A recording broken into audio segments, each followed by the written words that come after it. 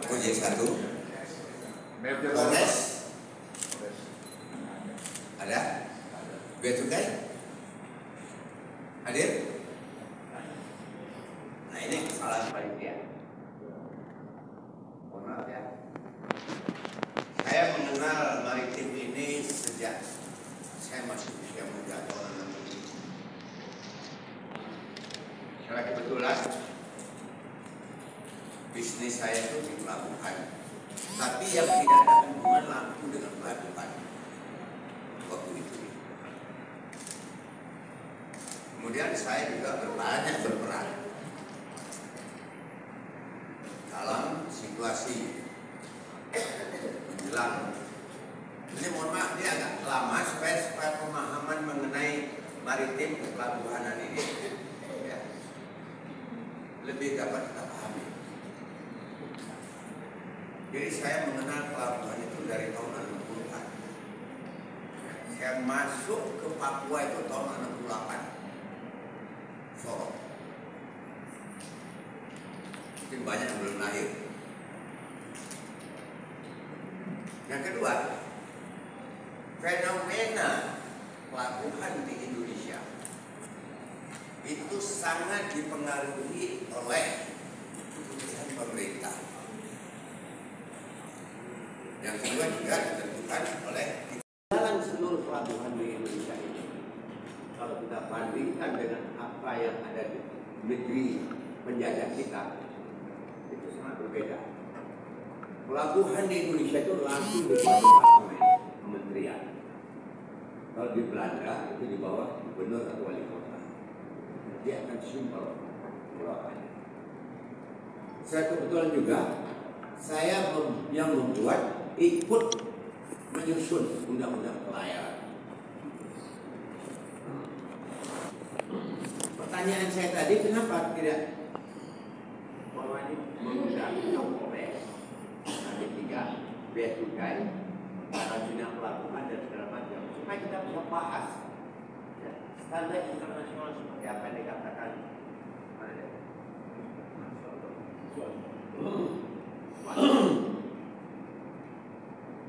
Ini penting sekali.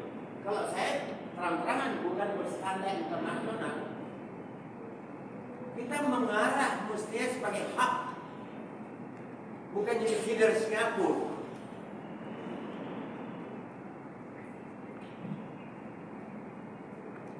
Mohon maaf, saya tidak mau menggurui, tapi kita pakai momen sekarang ini dengan pemerintahan Prabowo. Maaf ya, ini momen. Kenapa maritim itu tidak dijadikan sebuah kebijakan nasional kita? 70% wilayah Indonesia itu laut. Undang-undangnya jelas, tapi tidak pernah kita menyadari bahwa undang yang ada itu hanya dipakai sebagai alat politik. Mohon maaf ya, mohon maaf sekali lagi.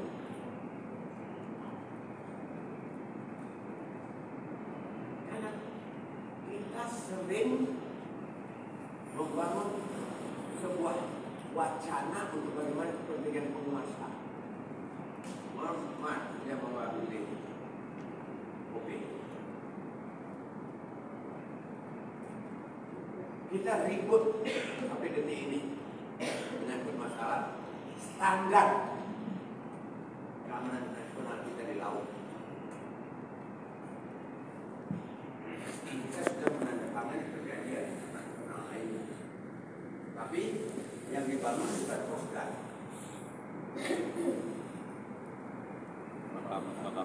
Bahkan secara nasional tidak ada masalah, tapi kalau sudah kejadian itu hukum internasional yang diberlakukan. Bukan saya anti kepada Bakamla. Munculnya Bakamla dulu yang namanya Bakamla. Nah sekarang mereka sedang menuntut supaya mereka duduk ya di bawah undang-undang Komisi 5. Itu di bawah. Ini bapak-bapak harus tahu ya. Begitu juga masalah teritorial.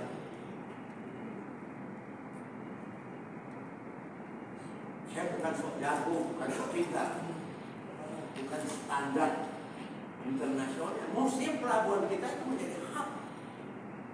Karena apa? Saya sudah banyak sekali berbuat untuk pelabuhan Tanjung Priok ini, untuk menaikkan project hour yang sekarang menjadi desa. Itu saya berantem. Karena yang kita mau itu tujuannya apa? Efisiensi. Nah sekarang apa yang efisiensi?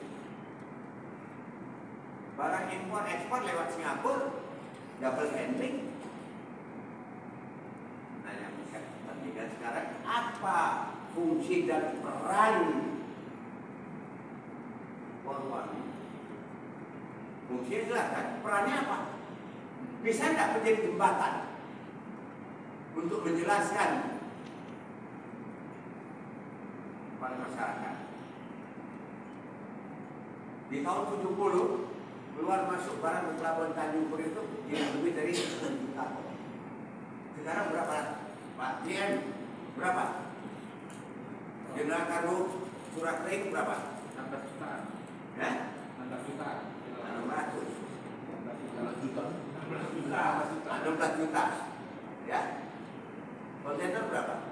Hampir 7 juta. Ada enggak fasilitas pertumbuhan jalan yang sejalan atau sebanding? Tidak ada. Makanya waktu Anies menjadi gubernur, saya kasih tahu sama beliau, tolong perhatikan, walaupun dalam undang-undang kamu tidak punya hak, tapi efek dari penyerahan wilayah kerja pelabuhan kepada Pemda ini yang menjadi masalah.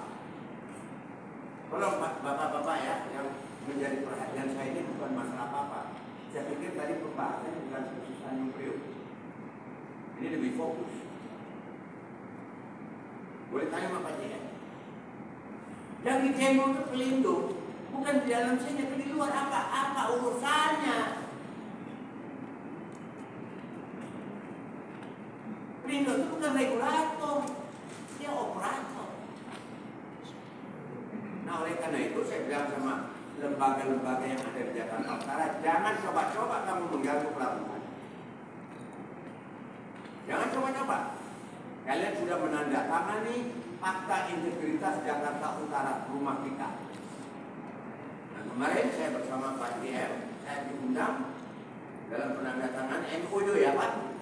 Itu juga tidak ada korelasi dengan kita.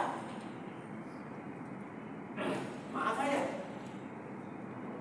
Karena pertumbuhan pelabuhan ini tidak dibarengi dengan pertumbuhan infrastruktur di luar pelabuhan. Nah, saya bicara ini, terang-terang saya bilang, ya, fungsi pers ini harus berperan. Ya, tanggung jawab kamu ya.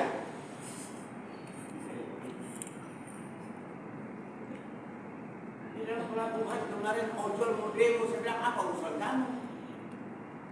Oh kami mau masuk mesti beli. Ya jelas dong, kamu kan ada lembaganya. Minggu lalu mereka mau demo, saya ambil. Jadi jangan coba-coba lah. Ya, sumber ekonomi nasional kita yang di Tanjung Priok ini ya, diganggu-ganggu. Yang kedua, saya mau ambil satu kesimpulan ya, jangan main-main ini. Bagaimana Pak OB? Saran saya kepada Bung Anies waktu itu dia jadi gubernur itu ada kolaborasi. Itu ide saya sebenarnya. Bagaimana pemerintah kota, daerah ibu kota dengan pelabuhan. Ini sangat erat kaitannya.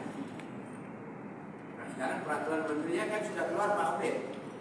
Betul? Ini juga jadi masalah kalau kita bisa selesaikan masalah. Bagaimana wilayah kerja pelabuhan itu tidak ada institusi di luar itu. Nanti sudah ada dari jalan duluan, ya. Tapi kemarin juga saya menjadi perantaranya, ada keinginan ya, melanjutkan pertemuan antara gubernur dengan direksi pelabuhan. Nah, semua ini bukan untuk siapa-siapa. Saya tidak tahu data sekarang berapa persen pendapatan negara ya dari impor ekspor yang melalui MOU. Ini luar biasa besarnya. Tapi kalau kita tidak mau melihat secara jernih, seolah-olah pelabuhan ini bikin rusuh, bikin kemacetan, segala macam.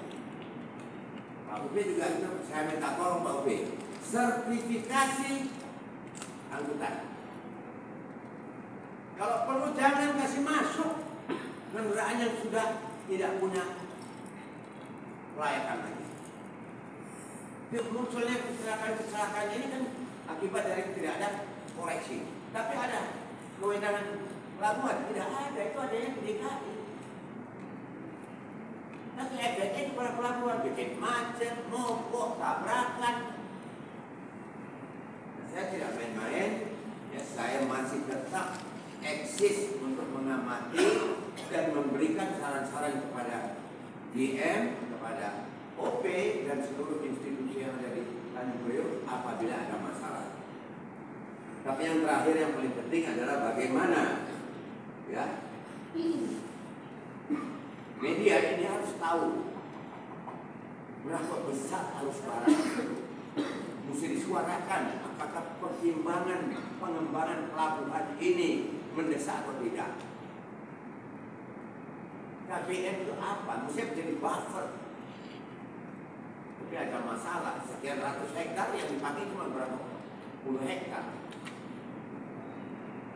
Ini kan mesti ada kolaborasi. Bagaimanapun ini perannya, peran pers ini yang paling penting.